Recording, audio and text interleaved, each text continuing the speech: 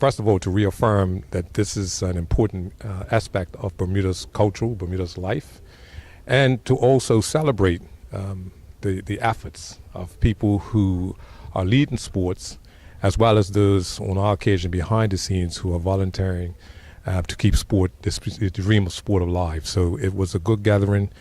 We had some very positive topics, and of course we had a fantastic presentation from the Positive Coaching Alliance, overseas organization that's working with the Ministry of Youth and Sports, and hopefully will be integrated into the work that the ANSGB, the Association of National Sport Governing Bodies, will do going forward. Peter, you heard the message. Is that something that we can implement here with the guidance of the guest speaker? Oh, absolutely. I think that first of all, anybody who's involved in coaching or running sport development programs, there are always new things that we need to examine and possibly re-examine as to how we implement them in our programs. And the program that Calix presented was indicative of newer thinking in terms of coaching and how to keep that experience positive. Because it is, as he mentions, it's not just the performance side of things, but how that individual develops as a human being and part of society. And clearly, sport has a big role in developing individuals here in Bermuda as well as around the world.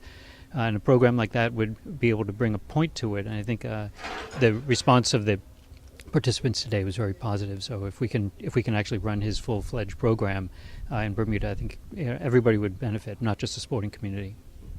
Obviously, with you guys heading up this sporting body, do you hear what the national sports governing bodies need to actually help facilitate themselves on a regular basis, and how do you guys plan to address that with the resources in which you were able to contact to do so?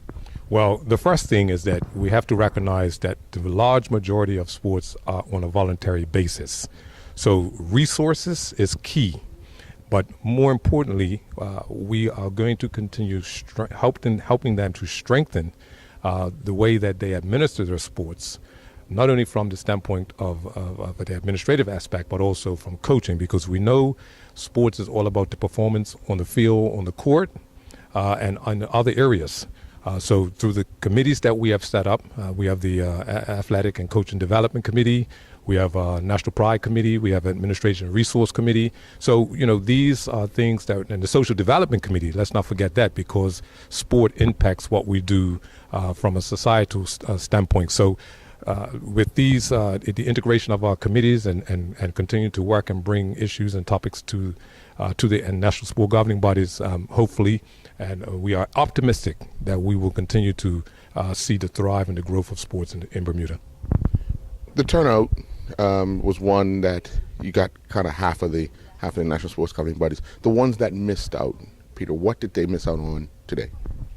Well, I would say that the big picture thing that they miss out on is the ability to collaborate with other sporting bodies, people who perform the exact same role, but whether it's with a ball or a bicycle or a hockey stick, we have an awful lot in common, and the benefits of coming together for shared experience and to learn from each other, as David points out, most of us are volunteers, and we don't have the ability to focus solely just on this aspect of our lives.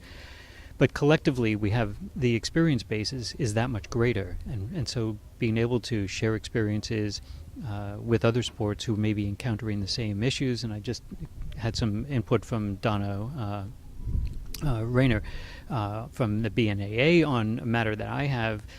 That's invaluable, and otherwise I would have to slog on for another 5 years before I figured it out myself. But by turning to a colleague in another sport, I not only get an experienced opinion, but I get a direct path as to how to solve an issue. And I think that sort of thing is really what this organization really started as, in terms of the necessity in the community. So I would, people can always read notes afterwards and determine whether or not they liked a particular presenter. But the ability to come together really is to me, is the biggest benefit that this organization presents. As you guys have said, and you stressed that a lot of the administrators are done voluntarily.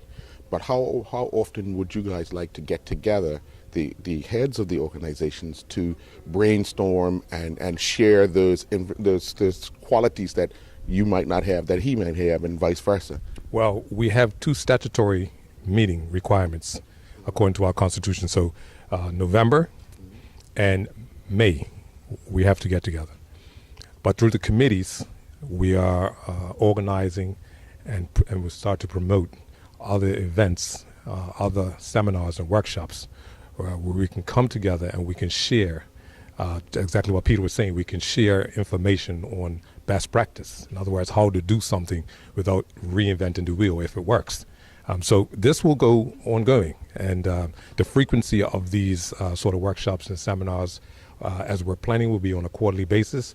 But there's another thing that also works. There is technology, and as we continue to grow and develop into an efficient unit, that maybe through sort of like the intranet or extranet exercise, that people be able to put information into an area that will be beneficial for the whole. So there's growth. We're only 1 year, 1 year old. So we have a long pathway to go, and we're looking forward to it.